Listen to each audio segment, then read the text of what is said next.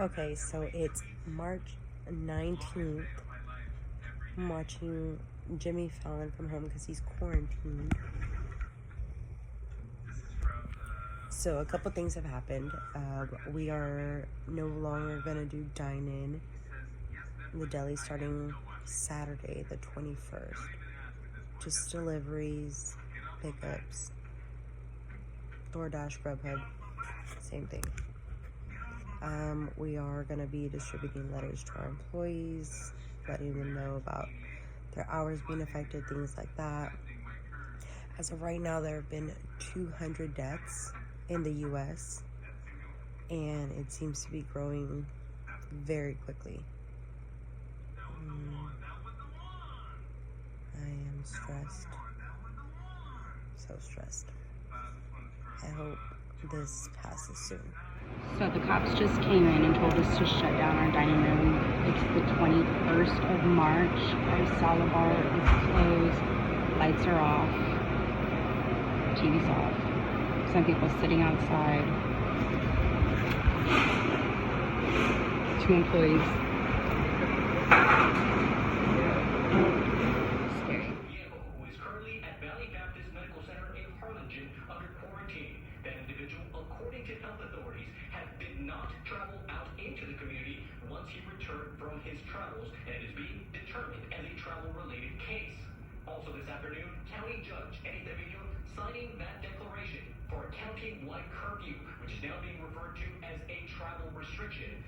It's March 24th. I'm at work. It's 6:40. Day 6 of what? Prestige. This is iced coffee. It's the best thing. I don't know. We have no customers, as you can see. Our dining room's still closed, but we're selling in bulk now. We got some bread, chips, potatoes. I'll come over here and show y'all what we have. We got a bunch of drinks. Meat and cheese, some produce. Never did I think this was gonna be Jason's Deli. We'll see where this goes. Okay, y'all, so we're on day 3 of this lockdown. It's Saturday, neither of us are working. I have to work tomorrow because managers are now working 6 days a week and some. I'm making David Owens' favorite, bacon potatoes with bell peppers and onions and eggs. Got some biscuits in the oven. Such a pretty day outside. He's already watering the grass. Gonna cut the backyard and then do some cleaning inside and then see what else we get into today since we can't leave the house. Hey guys, it is now April 6th. We're still in an official lockdown, so people cannot go out unless they're essential workers. Us that we serve food, we are considered essential workers. The city of Edinburgh has now required you to cover your nose and your mouth while leaving the house. We still don't have any customers or anything walking in the dining room. Produce isn't really moving anymore. Deli looks empty.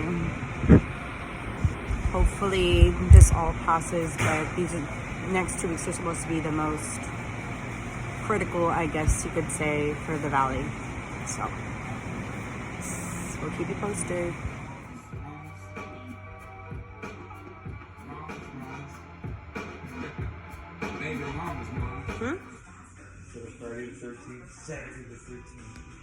Okay, so it's Saturday the 13th, guys, and it was our 3rd weekend with Callie? Yeah. 3rd weekend back with Callie. Today was a crazy day. I got results back from one of my employees that they were positive, and literally threw Callie in the car and took her back, hoping we get to see her soon, but I myself got tested for COVID-19. They stuck a big swab up my nose, my first nosebleed ever. I feel fine, I don't have any symptoms, but what really pissed me off was that we drove around Harlingen and Brownsville for almost 2 hours with absolutely no place to test me. Given all these celebrities get all their friends tested left and right to make sure that they're okay, yet here we are, Rio Grande Valley, apparently you can only get coronavirus Monday through Friday, 8 to 5, and on certain days when testing is available. So I had to go to the hospital, Harlingen Medical, where they performed my tests, and now I'm stuck at home for the next few days until I get my results.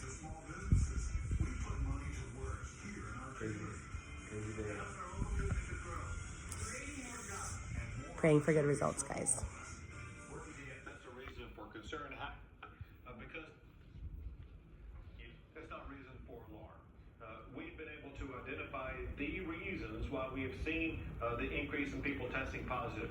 Some of it is already being reduced from the number of positive cases. For example, the past couple of days, the number of positive cases have gone down. Let me tell you why. One thing that led to a spike in the increase in the number of people testing positive was we had gone through the process of massively testing people who were in jails and prisons, and that led to a higher positivity rate and a spike increase in the number of people testing positive. We've also seen an increase associated with the Memorial Day holiday, and let me tell you something about the Rio Grande Valley. We are beginning to see for the month of June an increase in the number of people testing positive who are in the age group of the 20s, meaning between the age of 20 and 29. What we're seeing there is that people in that age group, they're not following these appropriate health safety practices. They're wearing masks, setting their hands to not maintain safe distancing practices. And as a result, they are contracting COVID-19 at a record pace in the state of Texas. So we are strongly urging everybody to follow those safe practices. And that COVID-19 left the state of Texas or the U.S. or the world. It is still here.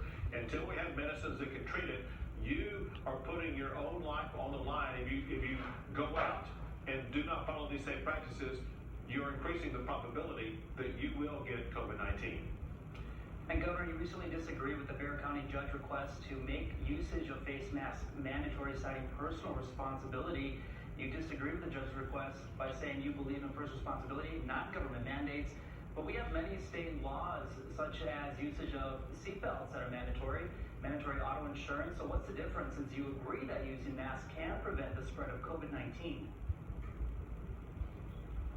Listen, wearing face mask is important and highly recommended, just as I did to your audience right now. And every public official in the state of Texas should have a responsibility to make sure they advise the public about what the best health strategies are. And everyone should wear a face mask, understanding that if you do not do that, you're exposing yourself to getting COVID-19. This situation, however, is different than these other types of laws that you talked about, because this situation is where people should not be put in jail for failing to wear a face mask because of a pandemic that they had no cause, nothing they did caused this. Because every person has the individual capability and responsibility of being responsible for their own health care, they should be wearing this. But I don't think putting them in jail for failing to do so is the right thing to do. All right, we are in phase 3. Do you foresee another shutdown for Texas? If so, what would have to happen to have another shutdown? I don't foresee having to have either a shutdown or a ratcheting back in the way that we've opened up businesses. We have several strategies that we can utilize before things like that are needed. The first is making sure that we are educating the public about the fact that COVID-19 hasn't suddenly disappeared and following safe practices. The second is making sure that we have plenty of hospital capacity available.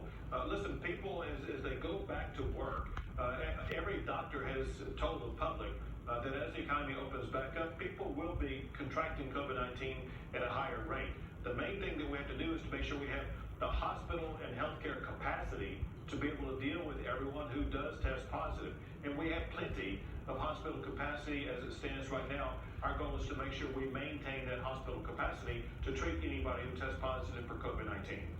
All right, let's talk about some testing. I know you mentioned testing briefly earlier in this interview.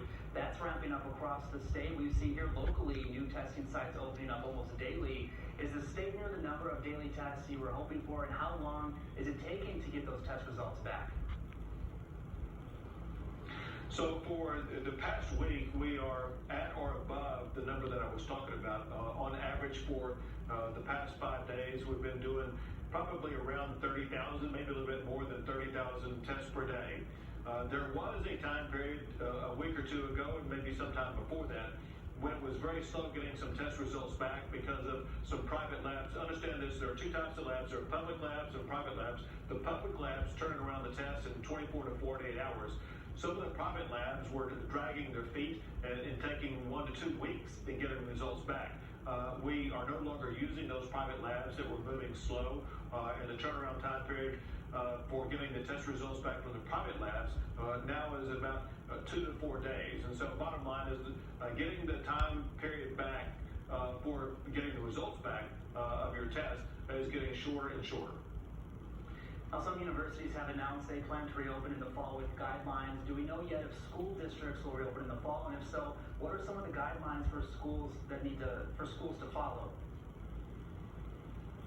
School districts will reopen in the fall with students in classrooms, with teachers and other fellow students.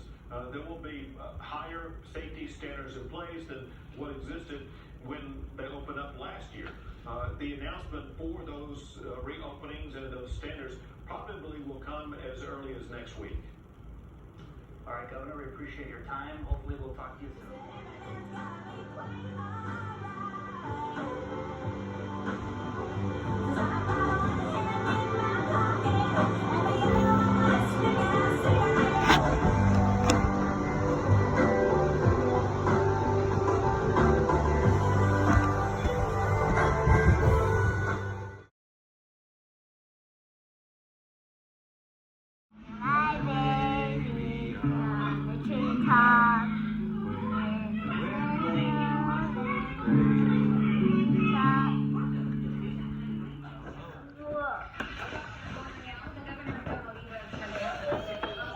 Ooh. It's a unicorn.